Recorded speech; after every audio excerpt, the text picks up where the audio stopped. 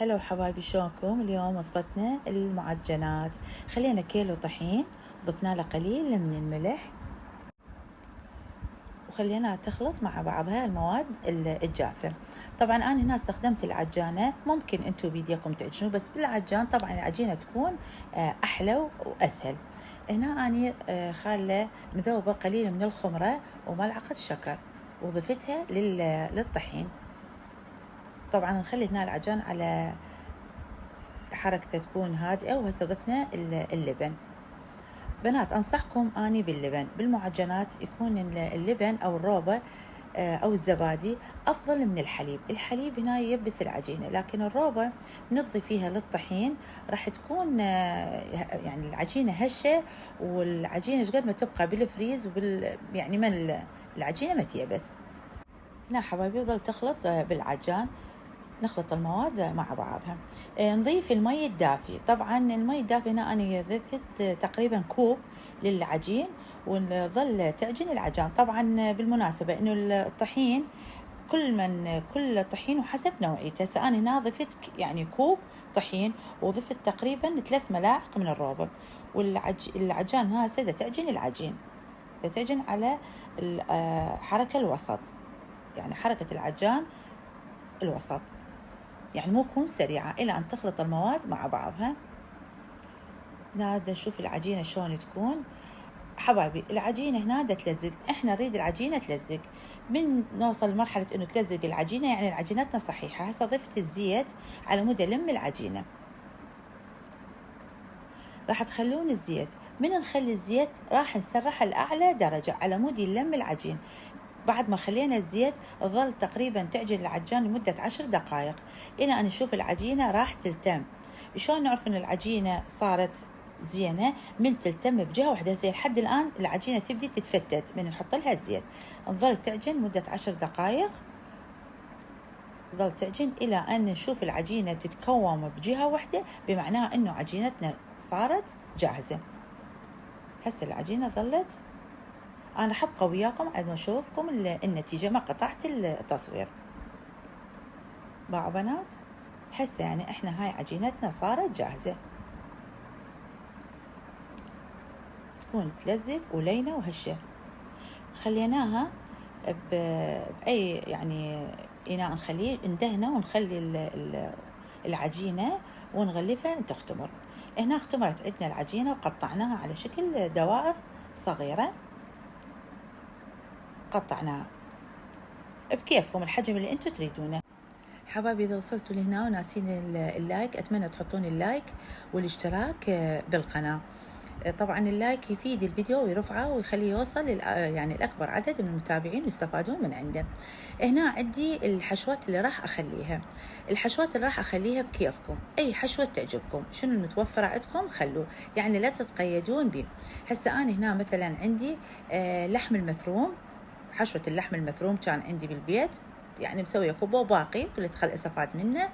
اللحم المثروم عادي كرفس وبصل وبهارات، يعني ما بيها أي إضافة، والمعدنوس. وعندي أي نوع جبن الجرافت اللي يعني يعجبكم وتحبوه تخلوه. أنا هنا خالة الجرافت، وخلي هنا الموزاريلا مع المعدنوس. زين عيني.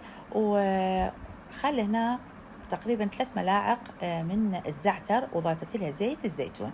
حبايبي على فكرة انه الزعتر وزيت الزيتون دائما تكون ليكون خفيف وليكون ثخين، يعني هاي انتبهوا لهاي الحالة، يكون القوام مالته يعني معتدل.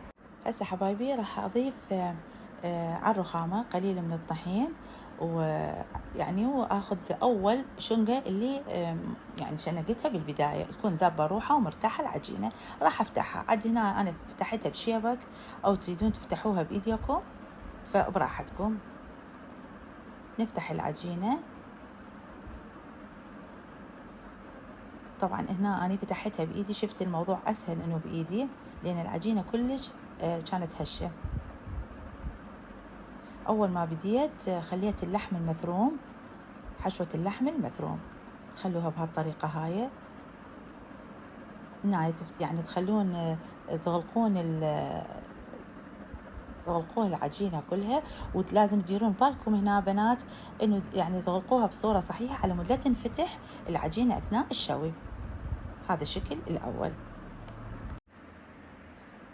وهسه هنا بدينا بالعجينة بالشكل الثاني، هم نفتحها بإيدينا. انتوا لا تتقيدون، يعني انتوا اي طريقة باي شكل تحبون تشتغلون اشتغلوا، يعني لا تتقيدون بالشكل اللي اني دا اسوي، انتوا بكيفكم اي شيء. حتى لو عندكم قوالب، هسه انا هنا اشتغلت بالموزاريلا خليت والمعدنوس.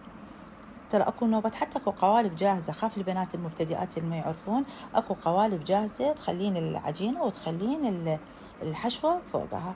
هاي هنا اكو شغلة ثانية حلوة، هاي يسموها القوارب، قوارب الجبن، تكون تتخلى يعني تنغلق بس من الاطراف ويبقى الوسط مفتوح. بهالطريقة هاي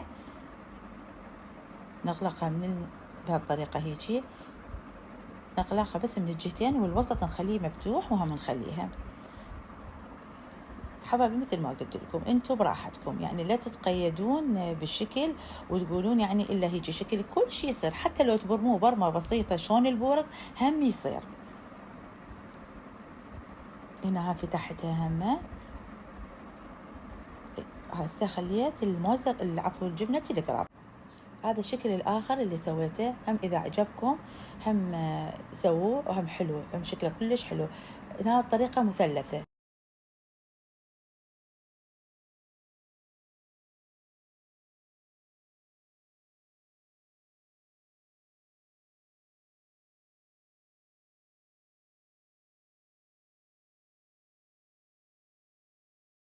حبايبي بالنسبة لهذا الشكل أنا أحلى شكل أحبه، باو شلون حلو، كلش حلو هذا الشكل مالتها.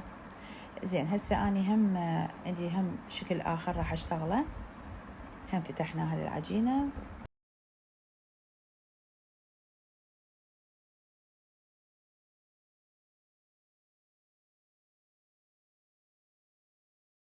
طبعا هنا راح نخلي الزعتر وزيت الزيتون، هاي قوارب الزعتر وزيت الزيتون. هاي طبعا هم حلوة، هم كلش حلوة وعجبتني، يعني يحبوها هنا الأولاد، وبالمدارس دائما ياخذوها وياهم. نفس الشيء، نفس قوارب الجبن. حبايبي انتم مثل ما قلت لكم، انتم تشكيلات العجاين راح تكون براحتكم. هذا شكلها كلش حلو. هسه حبايبي راح اخليه طبعا بالفرن بعد على درجة حرارة 200 درجة، واخليه بالفرن بعد ما ادهن الاطراف مالته بالبيض وقليل من الحليب. حبايبي هسه بقى شوية من العجين اخلصه بعدين، وراح اشوفكم الشكل النهائي. وطلعت من الفرن هذا شكلها، اتمنى يعجبكم وينال استحسانكم. تقريبا ظلت ربع ساعة بالفرن حسب حرارة الفرن. هنا فتحت قطعة، بنات شوفوا ايش قد هشة، والعجينة خفيفة وكلش حلوة، انصحكم تجربوها، خصوصا هسه احنا فترة امتحانات راح كلش تستفادون من عندها. هنا قطعتها اشكال مثلثات. وحبايبي هذا الشكل الاخر اللي بجبن الكرافت، شوفوا الجبنة شلون سايحة وخفيفة، وطبقاتها كلش خفيفة مو معجنة. حبايبي اتمنى الاشتراك بالقناة وتفعيل جرس الاشعارات، واذا عجبتكم الوصفة تعليق حلو تكتبوه الي. شكرا جزيلا.